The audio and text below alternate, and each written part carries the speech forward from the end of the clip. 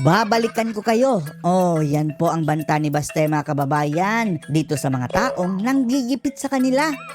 Tanya, matapang lang naman daw ang mga taong ito mga kababayan dahil nandyan sila sa kapangyarihan. Ginagamit pa daw ang pwersa ng kapulisan para mangharas.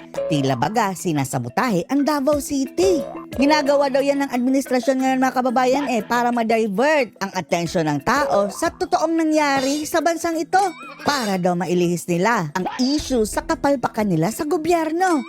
Oh, tapos tinatarget ba nila ngayon ang mga Duterte? Pinalitan pa daw nila ang larawan mga kababayan, yung pulveron video ng litrato ni Baste. Kaya ang hamon ni Baste, magpa-drug test tayo, hair follicle, at isama mo na rin yung anak mo. Oh! Pati daw ang mga anak ni PBBM mga kababayan ay hinamon ni Baste na magpa-drug test kasama siya. Oh, silang lahat. Hair follicle. Tapos tapang-tapangan. And then, nagpadala pa daw sa kanila ng reject na general na si Diwata. Oh, si Torre. Kaya ang sabi ni Baste mga kababayan, humanda kayo pagkatapos yun dyan sa pwesto dahil babalikan ko talaga kayo. Panoorin po natin ha. Kung sa Manila ang mga klase mga atake nga buhaton sa Daristoso dati. Ita-translate natin mga kababayan na dahil sa local dialect Sabi ni Baste, kung ano man ang kanilang ginagawang atake ngayon dito sa Davao City, Bago na to. Di na. sasagutin ko lang. Naman sila sa power karon. Nasa kapangyarihan kasi sila ngayon mga kababayan. Ano sabot mo na? Sila sa power karon What? Nasa kapangyarihan sila ngayon. Ano gina nila? So, Gagawin talaga nila iyan. kung sila nasakitan sila sa mga pastor ka. Masasaktan sila, natatamaan sila sa aking mga sinasabi. Ana na siya. Sakitan sila Ganito kasi yan. Nasaktan kasi sila Sugod mo na ang gatong leaders forum sa Grand Mensing. Nag-umpisa kasi iyan nung binanatan ko sila noong unang maisog rally sa Davao City. Doon sa Grand Mensing. Sugod na wala na yung ginabuhat karon. Ila kong initan ng taman. Kaya nagalit sila at pinag-iinitan nila ako. Gusto nila itahi ng Kibuloy o sa kang PRD. Ano? Tapos pinipilit nilang iugnay kami sa kaso ng Kibuloy. Oh. Mga butang good. Nahimuan nilang naratiba. Gagawa nila ng narratives. Pero yung Kibuloy, dito nagtago sa Davao. Pareho na sila daotan ni former President Ana. Gagawa nila ng kwento na eto si Kibuloy, doon yan nagtatago kay Digong. Oh, pareha silang mga jablo. Oh. Tayo na, katagal krimen diya, pwede ni mo atimanon. Anong ano yung kaayo? Ano Sabi ni Baste, sa dami daw mas malala pang krimen dito sa Pilipinas, yan talaga ang aatupagin mo. Yung kaso ni Kibuloy, no? At iugnay mo kay Digong. Weird kayo. Weird. Wala national relevance ba? Wala siya relevance sa unsay mga problema gid karon nga kinahanglan atubangon. Ito nung pinagagawa nila mga kababayan na panggigipit dito sa Davao City, lalong-lalo na dito sa pagbibigay nila ng importansya sa issue ni Kibuloy, ay walang national relevance. Like for example, inflation. No, di ba? Klaro na ani tanan. Hindi relevant dito sa totoong problema kagaya ng inflation. Sige lang ginabuhat man god. Gusto nila nga ma-divert ang attention sa tao. Ang gusto kasi nila mga kababayan ay para ma-divert ang attention ng mga tao Sa ilang kontra. So, doon sa mga kalaban nila. Sa halip ng mga kababayan na pag-isip tayo dahil bakit mahal na ang mga bilihin o krisis. Dinadivert nila mga kababayan para mapunta ang issue doon sa kanilang mga kalaban, which is mga Duterte. gina-antagonize mo gikuan ng istoryaan di ba? Kaya lang Torre, ana, mahimo na siya ng buhatan nila. Gay para di tanan ilahang At nagpapadala pa sila ng mga dito mga kababayan, mga hudas. Oh, kagaya nitong si General Torre na kinukontra lagi si Baste. ang mga mali, mga sayop nila, para ng WPS, para ng People's Initiative nila, para ma-distract ang mga tao. Para ma-distract daw mga kababayan ang mga tao sa totoong issue kagaya ng People's Initiative, WPS, inflation at marami pang iba. Idagan man na sila mga exhibition, kanang PhilHealth nila. Yan daw kasi dahil marami silang mga exhibition kagaya nitong PhilHealth. Kanang mga kanang kwarta sa PhilHealth na ilang gikuha, di ba? Yung pera ng PhilHealth na kanilang kinuha. Gina-distract nila niya. Ingno na nila gano'n silang naratiba. Kani atong tanawon nga problema mo siguro mo. Tapos sa kanilang narrative sa mga kababayan, ipapalabas sila na, eto ang ating titingnan na mga problema, ang mga Duterte. Sabi ni Baste, baliw ba kayo? Ano yung ginapambuhat niya? Harap-harapan. Ano na? Harap-harapan ng garapalan. Ano na? Yay! Ganyan yan. Sabi ni Baste ha, hindi ako. Hilak. Iyak. Oh, iyakin! Mga iyakin daw sila mga kababayan eh, madaling masaktan.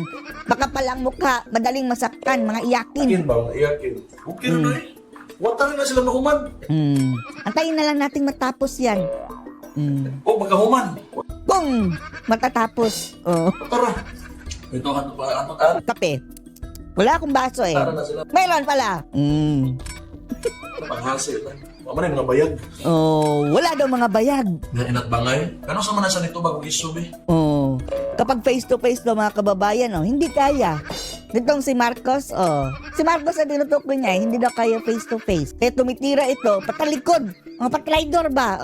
Di ba? Traidor? Agree ba kayo? Yan ang presidente na to. Ano sa manasa ito bago isu? Yung presidente natin ngayon, kailan pa yan humarap sa issue na face to face? Ikadato bang niya, magsigig ka sayop. Dahil sa tuwing humaharap ito sa sa interview, palaging nagkakamali. Bali-balentong ang mga pinagsasabi. Pag ito pangingon. Yan to, bitaw na sa Australia, pag interview niya, ipangutan na sa Tandaan nyo nung pumunta ito ng Australia, corruption sa pamilya. Ang tinanong tungkol sa corruption sa kanyang family na which is mukhang sa pool mga kababayan. Boom! Sa pool sa tanong. kaalaw, katubang. Utal-utal, hindi daw nakasagot. Ay, makita na sila pahimungtan, ibalik na po sa ilaha man na. Tapos magagalit. Pagbalik dito, init ang ulo. Tapos maghahanap kung sinong pagbubuntunan niya ng galit mga kababayan. Pagtitripan na naman ang Davao City at mga Duterte. Tanang kabuang karon. Lahat ng kabaliwan ngayon, siya. Siya ang nasa Mga likod. people's initiative nila, kabalo naman. People's Initiative. Tapos sa katuwid pala sila naglingkod. Maging sila nabuhat nga. Bituyok naman na kita. 1 year pa lang walang nagawang mabuti. Ang inatupag People's Initiative. Pero tanawa na lang ginaw. Ngita rin sila na papahimutan ba? Naghahanap lang ng pagbubuntunan ng galit. Ano sila ginabuhat yun na benepisyo yun Walang nagawang nakaka-benefit sa taong bayan. ang masa. Wala sila polisiya ngayon anak nga kanang Walang policy na nakaka-benefit ang taong bayan. that are making the people happy. Wala. Kita. Tawa, diba? Nothing. Nakabuhay sa istorya. Mayroon sa tagbayti bugas. Nagbiti ng salita na, 20 bigas. Din sila pa, may tinoy. Wala. Tapos naging 29, tapos wala pala. Hindi na realistic na. Hindi realistic. Wala na. Kung masustain na nila, it will only be for a limited time. Hindi kayang i-sustain. Limited time lang. Just, ano siya? What if ikaw na initan sa mayor? Ikaw ang target television job. Paano daw kung siya naman ang pag-iinitan? Si Basti na naman daw ang pag-iinitan. Gusto mo kayo nahurot na kayo ng pandakot sa pamyawa. Wala, ubos na nga ang kanilang paninira sa akin. Yawa, ay yan ang mga kababayan. Diablo, demonyo. May mapakanan na. Ina-edit kaya kung picture ng cooking ko. Inedit pa daw ang picture ni Basti mga kababayan na gumagamit daw ng cocaine. Doon sa paglabas ng pulveron video. Di ba may pulveron video na kamukha ni PBBM? Daw, di umano ha, para hindi tayo ma-trouble. Tapos inedit daw sa mukha ni Basti. Katok. Sabi ni Basti, mga baliw. Katok. Tonto. Kaliraan na. Drug test na hirpulikin. Ang madali lang yan Padrag test tayo, hair follicle. Kadungan ta, kamo. Buwan na Sabay tayo. mo anak. Sus. Isama mo mga anak mo. Ano naman na? Ganyan lang yan. Sa politika. Kasabot mo ko anak. Bago pa ko ni Sod, ano yung trabahoan Alam na alam ko yan politika. Bago pa ako pumasok dito, alam ko na itong mga pangyayaring ito. Ala na siya baan. Huwag ganyan nakalingaw ka ron. Kaya pinakataas ka may kontra. Yan ang mas maganda ngayon dahil ang pinakamataas talaga ang ating kinakalaban. Ito. Hindi boring ba? Hindi boring. Hindi kapoy. Kaya po yan na small time, kapoy. Tapos mo pinakataas. Dito tayo sa pinakamataas So, na yan, kalaban so. para talagang masubukan. Kung di mapili ko, di mapamaybo. Kung matatalo ako wala akong magagawa. Ano ra?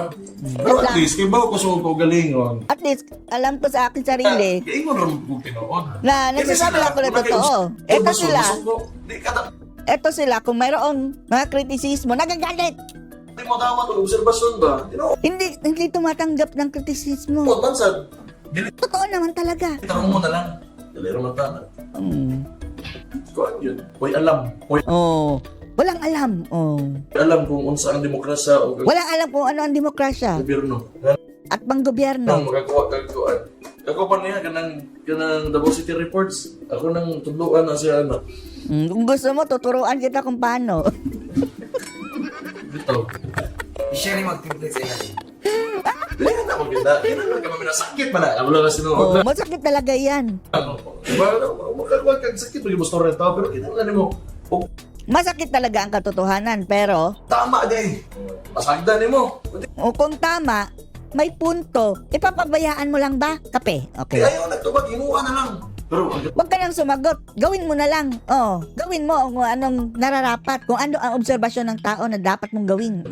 kapait lang ano sa akin. Iluwan na. Hingita na po naglahin. Lamay sa buwan.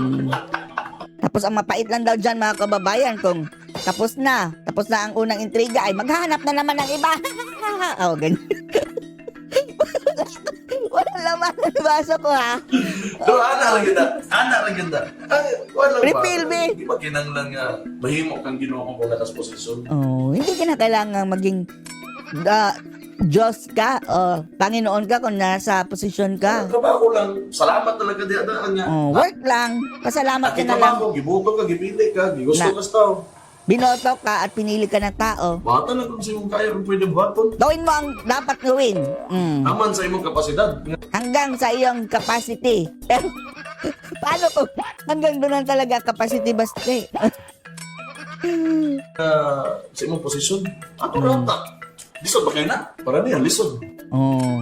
Mahirap ba yan? Pero para do dito kay Marcos mga kababayan, mahirap. Okay, puro ang dagat, puro pandaot. Ala, puro sa bana. Dahil ang ginagawa, puro panira. Oh. Tripping. Inang kuan, kaya murag, paminaw nila, ginadaot na nila. Tinuod man ang ginainom. Tapos kapag magkikriticize ka, feeling nila sinisiraan sila pero totoo naman eh. Totoo ang obserbasyon ng tao mga kababayan, lalong-lalo na itong paghihirap na ngayon, pagtaas na ng bilihin at nagkandalatsya-latsya na tayo, lalong-lalo na dumami ang krimen. Yun, magiging siya nga, tag-20 ko na ang bugas. At sinabi niya talaga na, gusto ko mag-20 ang bigas. Oh. Magod. Totoo naman talaga. Masukok na yun ba? Tapos magagalit kung i-remind na nasa na ang 20. Yun, padala din nila sa diwata doon eh. Tapos ipapadala nila agad yung si General Diwata dito, si Torre. Yawa kayo. Ang yawa, ang diablo. Oh. Pahana niyo. Itong ulol na to. Yan, nakaluser na yung mga... Ganyan ka-loser itong mga taong itong mga jutang genemes na ito. Bring it on. Bring it on. Bring it on. Bring Wala it tayo on. mahimo eh. Kamu na sa posisyon eh. Salit lang mo na Kayo ang nasa posisyon ngayon eh. Oh. sa posisyon. Mm. Mahuman mo. Kapag matatapos kayo sa posisyon, Ay, lagyan mo mga humanda kayo mga jutang genemes kayo. mo. Balikan yun to mo. Babalikan ko kayo. Oh, jutang genemes. Oh.